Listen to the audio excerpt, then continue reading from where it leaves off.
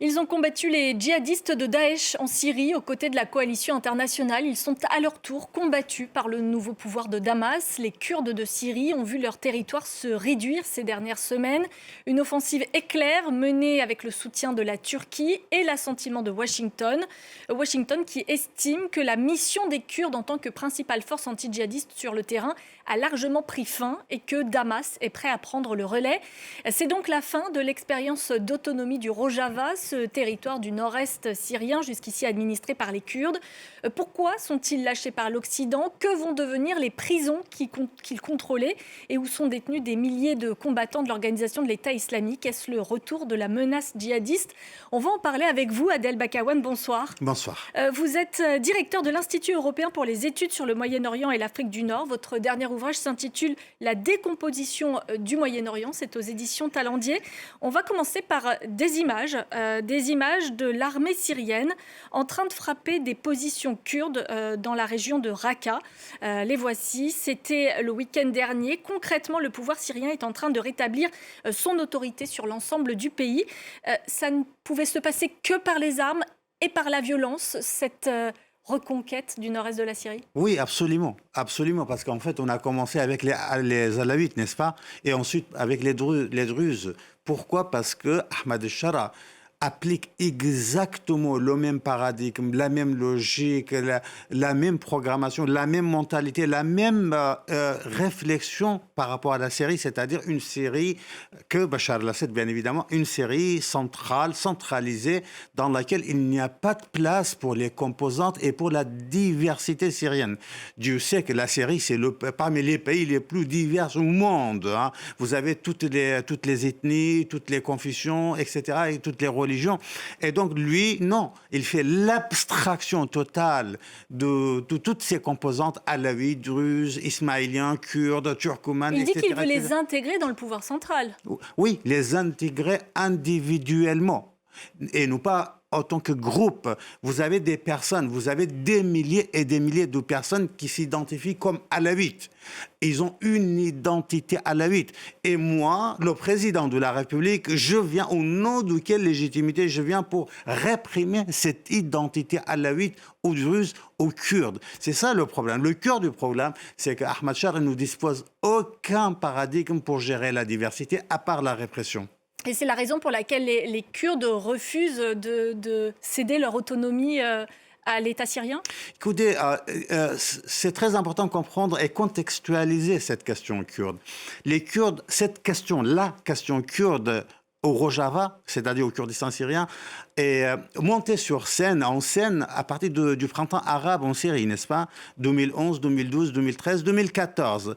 Pendant cette période-là, c'était la guerre de tous contre tous. Les Kurdes voulaient juste protéger leur territoire dans cette guerre civile syrienne.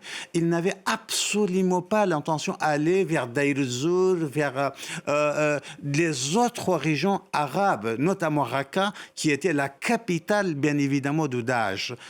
Ils ont composé ce qu'ils appelaient eux-mêmes et ce qu'ils appellent encore les forces de protection du peuple. D'accord?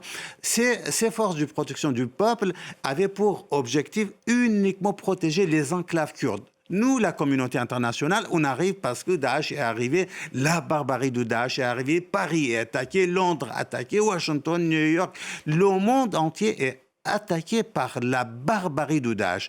Et donc, en même temps, nous ne voulons absolument pas envoyer nos armées au sol. Et donc, on cherchait des alliés. Le régime de Bachar al-Assad ne pouvait pas être un allié. Les autres groupes djihadistes de l'opposition, qui n'étaient pas Daesh ni Al-Qaïda, ne pouvaient pas être des alliés. Et on a cherché les Kurdes dans leur territoire, sur leur terre, en leur disant il faut absolument devenir notre partenaire. Il faut aller jusqu'à Deir ez-Zor, qui est un territoire arabe et non pas kurde. Il faut aller jusqu'à Raqqa, c'est un territoire arabe et non pas kurde, pour libérer ces territoires pour la communauté internationale. Excusez-moi, juste une dernière phrase. Ils ont accepté sous la contrainte, sous la pression des Américains. Et lorsqu'ils sont allés pour libérer ces territoires, ils ont donné ce sont leurs chiffres, 13 000 martyrs. Et une fois, ils ont donné 13 000 martyrs pour libérer ces territoires et détruire Daesh à notre place. Aujourd'hui, on les lâche. Et pourquoi on les lâche justement? Pourquoi les États-Unis laissent Damas écraser cette autonomie kurde? Parce que tout simplement, aujourd'hui, à la tête de l'État, il y a un homme qui s'appelle Ahmad Shara, à qui on ne faisait pas de confiance. Donald Trump, au début, il ne faisait absolument pas confiance à Ahmad Shara. Il ne voulait absolument pas normaliser les relations avec Ahmad Shara. Mais Ahmad Shara, un homme pragmatique, très intelligent, il faut reconnaître, il a parfaitement réussi à mobiliser l'Arabie saoudite et ses lobbies, le Qatar et ses lobbies, la Turquie et ses lobbies à Washington, mais aussi partout dans le monde, même ici à Paris, pour normaliser ses relations avec le monde, pour se présenter comme un homme d'État acceptable, respectable, intériorisable, je ne sais pas si on peut dire cela ou pas, et finalement le pari réussit. Il a parfaitement réussi son pari à normaliser son image, sachant que il était Al-Qaïda en 2004, un an après l'occupation d'Irak. Il arrive en Irak pour s'intégrer dans Al-Qaïda en Mésopotamie. Et ensuite, il devient Daesh. Et ensuite, il prend de la distance avec Daesh pour redevenir Al-Qaïda. Et après, il prend de la distance avec Al-Qaïda pour fonder Jabhat al-Nusra. Et ensuite, il fonde Hayat Tahrir al-Sham pour devenir président de la République. Mon Dieu, vous êtes face à cette personne-là. Personnellement, je pense que sa déconversion correspond à une réalité. Il y a une certaine réalité de cette déconversion en tant que président de la République, en tant qu'acteur. Mais par contre, lorsque j'analyse les vidéos de sa base militante, de son armée, de tous ces groupes qui composent, il n'y a vraiment pas beaucoup de différence entre les pratiques de Daesh et les pratiques de son armée. De toute façon, ils étaient des camarades de combat au sein de Daesh et au sein de Al-Qaïda. On en vient alors aux conséquences de cette chasse des Kurdes en Syrie. L'une des conséquences principales, enfin pas forcément principales, mais concrètes, c'est que les prisons qui hébergeaient les combattants djihadistes sont désormais entre les mains de l'armée syrienne. Elles ne sont plus contrôlées par les Kurdes. On sait que plusieurs détenus, dizaines de détenus se sont déjà échappés de ces prisons, que d'autres ont été libérés.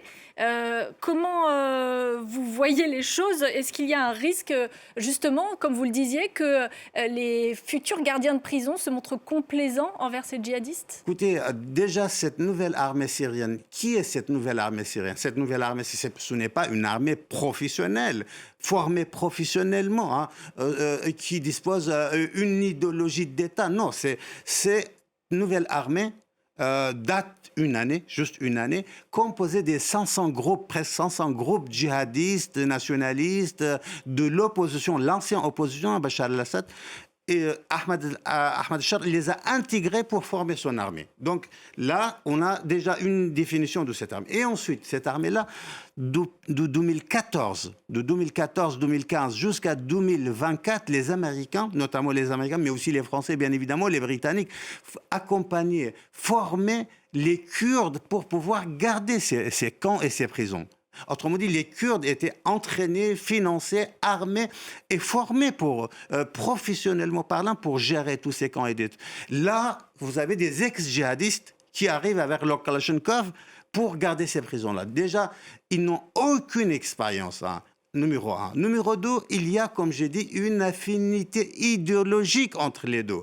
Certes, Ahmad Shara a pris de la distance avec Al-Qaïda et Daesh. Certes, ils étaient en guerre pendant la période de leur opposition au régime de Bachar. Non pas parce qu'ils étaient opposés les uns aux autres idéologiquement parlant. Non pas parce qu'ils les uns abandonnaient l'idéologie du djihadisme et les autres, Daesh et Al-Qaïda, ils étaient... Non, c'était les rapports de force, c'était pour gérer, c'était la lutte de pouvoir qui représente le djihad, qui est le seul et l'unique représentant qui détient le monopole de la représentativité du djihadisme en Syrie. C'était sur ça la lutte. Et aujourd'hui, les soldats qui gardent ces prisons-là, ce sont ces anciens djihadistes ils sont des copains, ils sont des amis, ils étaient des cadres dirigeants. Donc oui, bien évidemment, le risque est réel, le risque est une donnée factuelle et non pas l'imaginaire d'un sociologue. Il y a aussi ce camp de Al-Hol où croupissent aussi les femmes et les enfants. Qu'est-ce qu'ils vont devenir eux aussi? Qu'est-ce qu'ils vont devenir? Justement, c'est la question qu'il faut poser à Donald Trump. Qu'est-ce que vous allez faire à toutes ces femmes, à tous ces hommes, sachant que on n'accepte pas que la Syrie accorde la nationalité à ces femmes et à ces enfants, n'est-ce pas? La Syrie nous dit clairement, moi, je vais juger mes djihadistes ou mes terroristes ou mes Daesh. À moi, c'est les Syriens. Les Irakiens, ils disent la même chose. Est-ce que les Français, est-ce que les Britanniques, est-ce que les Américains, est-ce que les Allemands, est-ce que les Belges, est-ce que les Suisses, eux aussi, ils vont faire exactement la même chose? Non. Dans ce cas-là, on sera vraiment dans une zone d'incertitude totale. Et lorsqu'on est dans cette zone d'incertitude totale, grise, il est fort probable, par divers moyens, ces djihadistes trouvent des mécanismes, des leviers pour quitter leur prison et réapparaître, renaître de leurs cendres. Ce sera le mot de la fin. Merci beaucoup Adel Bakawan d'être venu sur le plateau de France 24 répondre à la question qui fâche. Restez avec nous. Tout de suite, place au Journal de l'Afrique présenté par Fatima Tawan.